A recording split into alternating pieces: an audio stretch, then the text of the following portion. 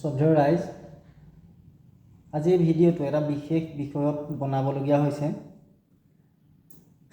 যোৱা কেইদিনমানৰ পৰা আমি দেখিবলৈ পাইছোঁ, বৰ্তমান ভাৰতবৰ্ষত চৰকাৰ চলাই থকা বিজেপি দলে 2014 চনৰ পৰা যি দলে চৰকাৰ চলাই আছে, সেই বিজেপি দলে এখন বাটৰ নাট আৰম্ভ কৰিছে। আৰু এই বাটৰ নাটখন আৰম্ভ কৰিছে লোকসভাত বা সংসদীয় প্ৰণালীটোত মহিলাৰ সংৰক্ষণৰ বিধেয়ক বিলখনক বিৰোধীয়ে বিৰোধিতা কৰিছে বুলি তেওঁলোকে এখন বাটৰ নাট আৰম্ভ কৰিছে। আৰু সেই বাটৰ নাট আৰম্ভ কৰি তেওঁলোকৰ বিজেপি দলত থকা যিসকল মহিলা আছে, সেই মহিলাসকলে বিভিন্ন স্থানত প্ৰতিবাদ কৰা আমি দেখিবলৈ পাইছোঁ। এই একেখন বিজেপি চৰকাৰেই কিন্তু আমাৰ সংগঠনসমূহে যেতিয়া জাতীয় বিষয়সমূহত আন্দোলন কৰিবলৈ যায়, তেতিয়া কিন্তু তেওঁলোকে এই আন্দোলনে অসমৰ ক্ষতি কৰিছে, ভাৰতৰ ক্ষতি কৰিছে, উন্নয়ন স্থবিৰ কৰিছে, যান জঁট কৰিছে, এনেকুৱা ধৰণৰ বিভিন্ন ধৰণৰ কথা উলিয়ায়। কিন্তু সেই বিজেপি দলেই বৰ্তমান 2014 চনৰ পৰা শাসনত থাকি এতিয়া ৰাজপথত কিয় নামিবলগীয়া হৈছে। আৰু তেওঁলোকেতো কয় কংগ্ৰেছ শূন্য কৰি দিম বুলি 2014 চনতে কৈছিলে। এতিয়া চাগে তেওঁলোকৰ মতে শূন্য হৈও গ'ল। এতিয়া শূন্যৰ লগত তেওঁলোকে কি গদা ঘূৰাইছে সেইটো তেওঁলোকে জানিব। কিন্তু কথা হ'ল কি, যি নাৰী যি মহিলাৰ এই ৰিজাৰ্ভেশ্যনৰ কথা লৈ তেওঁলোকে আন্দোলন কৰিছে, আচলতে এইটো এটা একেবাৰে ভুৱা এটা কথা। যিখন মহিলাৰ সংৰক্ষণৰ যিখন বিধেয়ক, সেই বিধেয়কখন ইতিমধ্যে 2023 চনতে পাছ হৈ গৈছে অলৰেডি। সেই 2023 চনত সমগ্ৰ বিৰোধীয়েও ছাপোৰ্ট কৰিছিলে, মাত্ৰ দুজনে ছাপোৰ্ট কৰা নাছিলে। বিৰোধী মানে লোকসভাৰ মুঠ সাংসদৰ মাত্ৰ দুজনে বিৰোধিতা কৰিছিলে, বাকী সকলোৱে সমৰ্থন কৰিছিলে লোকসভাত। আৰু ৰাজ্যসভাত সৰ্বসন্মতিক্ৰমে সেই মহিলা সংৰক্ষণৰ বিধেয়কখন ইতিমধ্যে পাছ হৈ আছে।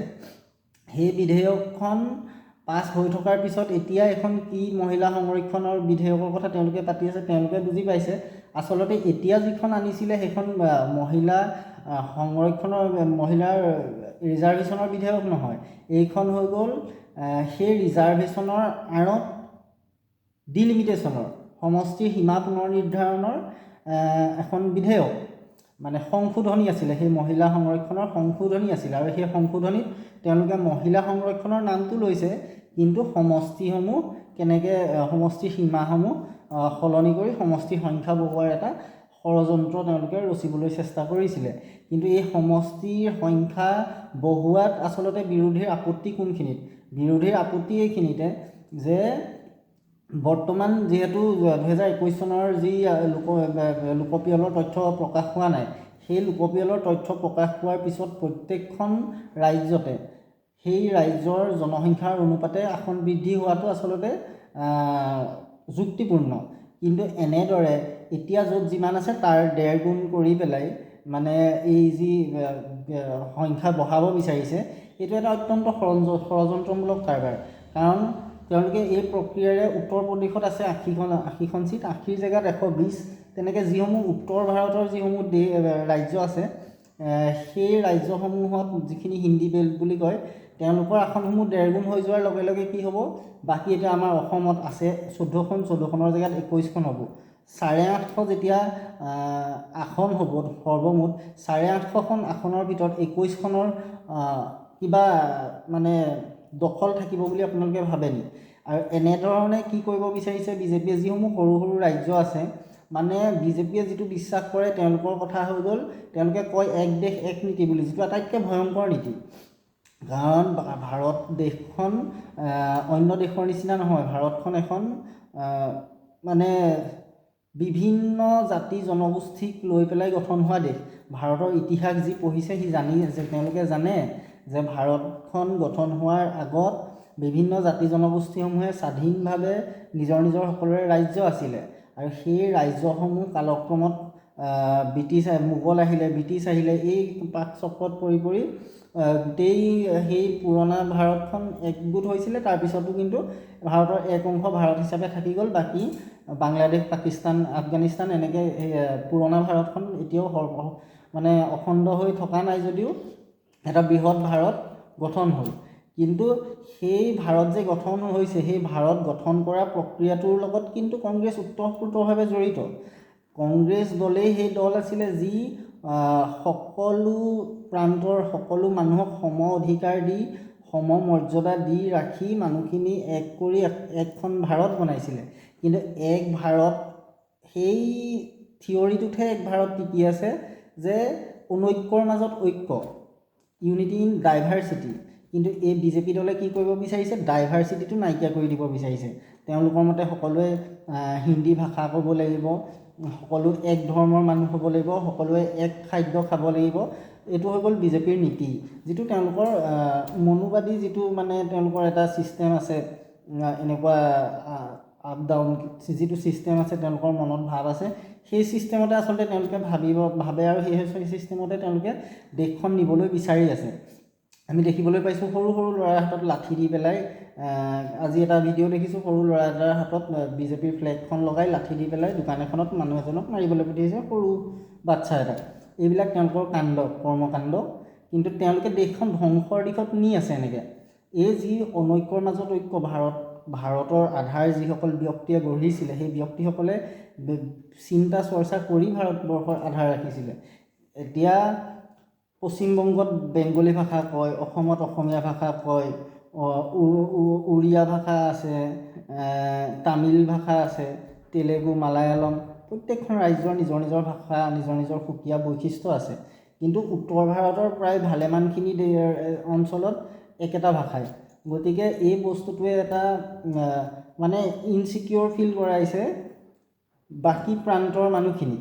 গতিকে এই যিটো বিজেপিৰ ষড়যন্ত্ৰ, সেই হিন্দী বেল্টৰ দখল যুগ যুগলৈ এষ্টাব্লিছ কৰি পেলাই অন্য যিবিলাক জাতি জনগোষ্ঠীৰ অঞ্চল আছে, সেই অঞ্চলসমূহৰ অধিকাৰ চিৰদিনলৈ নাইকিয়া কৰিবলৈ যিটো ষড়যন্ত্ৰ, সেই ষড়যন্ত্ৰটো আচলতে সন্মিলিত বিৰোধী শক্তিয়ে নাকচ কৰি পেলাই অত্যন্ত ভাল কাম কৰিছে। আৰু আমি দেখিবলৈ পাইছোঁ চৰকাৰী পক্ষৰো ভালেমানকেইজন সাংসদে ইয়াৰ বিৰুদ্ধে ভোটদান কৰিছে। গতিকে এই ব্যৱস্থাটো, এই যি মহিলাৰ নাম লৈ পেলাই যিটো মানে চক্ৰান্ত কৰি এটা অন্য কাম কৰিবলৈ বিচাৰিছে, আৰু সেই বস্তুটোকে মানে কৰিবলৈ নোৱাৰি পেলাই ৰাজপথত যি উৎপাত লগাইছে, এইবোৰ আচলতে ভাল দেখাত বেয়া হৈছে। গতিকে এই ধৰণৰ নাটক নক্সাবিলাক অলপ বন্ধ কৰি পেলাই, যিহেতু তেওঁলোকক ৰাইজে মেণ্ডেট দি থৈছে 2029লৈকে চেণ্ট্ৰেলত তেওঁলোকৰ চৰকাৰ আছে, গতিকে তেওঁলোকে এই নাটক নক্সামিবিলাক বন্ধ কৰি দেশৰ প্ৰকৃত উন্নয়ন কেনেকৈ কৰিব পাৰি তাৰ চিন্তা কৰক, সীমা সুৰক্ষাৰ কথা চিন্তা কৰক, এই বেনিফিচাৰী স্কিম যাতে ইলেকশ্যনৰ সময়ত 10,000 20,000 টকা দি যাতে ভোট ল'বলগীয়া নহয়, গোটেই চেণ্ট্ৰেল ফ'ৰ্চ লগাই পেলাই যাতে ভোট ল'বলগীয়া নহয়, গোটেই যন্ত্ৰখিনি ব্যৱহাৰ কৰি যাতে ভোট ল'বলগীয়া নহয়, তেওঁলোকক মানুহে উইলিংলি কেনেকৈ ভোট দিব পাৰে তাৰ কাৰণে তেওঁলোকে কাম কৰক। ভাল কাম কৰিলে মানুহে নিশ্চয়কৈ আপোনালোকক ভোট দিয়েই থাকিব। আৰু যদি আপোনালোকে ভাল কাম কৰে, ভাৰতৰ যি আধাৰ, যি সমন্বয়, ঐক্য, মৈত্ৰী, এইখিনি যদি আপোনালোকে ধৰি ৰাখে, আপোনালোকে 500 বছৰ শাসন কৰিলেও আমাৰো ক'ব লগা বৰ বিশেষ নাই। কাৰণ ৰাইজে যি ভাল দেখিব তাক হেৰি কৰিব। কিন্তু তাৰ অৰ্থ আপোনালোকে দেশৰ এই আধাৰটো ধ্বংস নকৰিব। দেশৰ যি ভাৰত বুলি যি ভাৰতৰ এটা অন্য এটা বৈশিষ্ট্য আছে গোটেই বিশ্বত, সেইটো নাইকিয়া নকৰিব।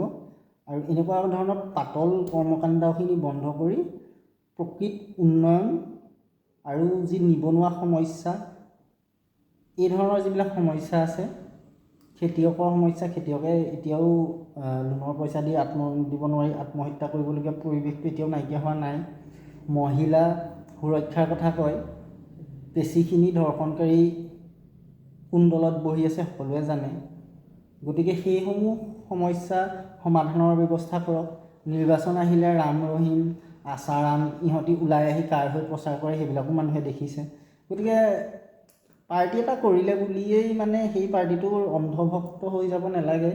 ভুল দেখিলে আচলতে মাত মাতিব লাগে। পাৰ্টিটোৱে ইনষ্ট্ৰাকশ্যন দিলে বুলিয়েই ৰাজপথত আহি নাটক কৰি থকা আচলতে থাকিবই লাগিব বুলি কোনো কথা নাই। গতিকে এই নাটক কৰি থকাসকলেও চিন্তা কৰিব আপোনালোকে আচলতে কৰি কি আছে, কি কৰি আছে, সেই বস্তুটো অলপ চিন্তা কৰিব। 543গৰাকী সাংসদৰ ভিতৰত 33% ৰিজাৰ্ভেশ্যন দি দিয়ক 33%। কিয় নিদিলে 2023 চনৰ পিছত 2024 নিৰ্বাচনটোত কিয় নিদিলে? 2024 নিৰ্বাচনত দিব লাগিছিলে, নিদিলে। নিদি কি কৰিলে? মহিলাক প্ৰতাৰণা কৰিলে। সেই প্ৰতাৰণা ৰাইজে কিন্তু বুজি পাব। আপোনালোকে ভালেই কৰিছে বিষয়টো উত্থাপন কৰি। এতিয়া ৰাইজক বুজাব, ৰাইজে বুজিব আৰু তাৰ প্ৰত্যুত্তৰো দিব। গতিকে এনেকুৱা ধৰণৰ নাটক নক্সাখিনি অলপ বন্ধ কৰি কামত ধ্যান দিয়ক। গোটেই 5 বছৰ নিৰ্বাচনৰ প্ৰস্তুতি কৰি থকাটো আচলতে একদম এটা অশুভনীয় কথা। ৰাইজে মেণ্ডেট দিছে 5 বছৰ কাম কৰক, 4 বছৰ কাম কৰক, লাষ্টৰ এবছৰ নিৰ্বাচনৰ চিন্তা কৰক। গোটেই 5 বছৰেই নিৰ্বাচন। মণিপুৰলৈ প্ৰধানমন্ত্ৰী এতিয়াও মণিপুৰলৈ মনত পৰাই নাই, সময় পোৱা নাই। ইখনৰ পিছত সিখন ৰাজ্যত নিৰ্বাচন চলি আছে, গতিকে তেওঁ নিৰ্বাচনে ঘূৰি আছে, এইফালে সময় পোৱা নাই। কিন্তু মণিপুৰৰ সেই মহিলাসকলৰ কথাও চিন্তা কৰক। তেনেকুৱা ধৰণৰ কামখিনি কৰক, ৰাইজে ভাল পাব। ধন্যবাদ। জয়।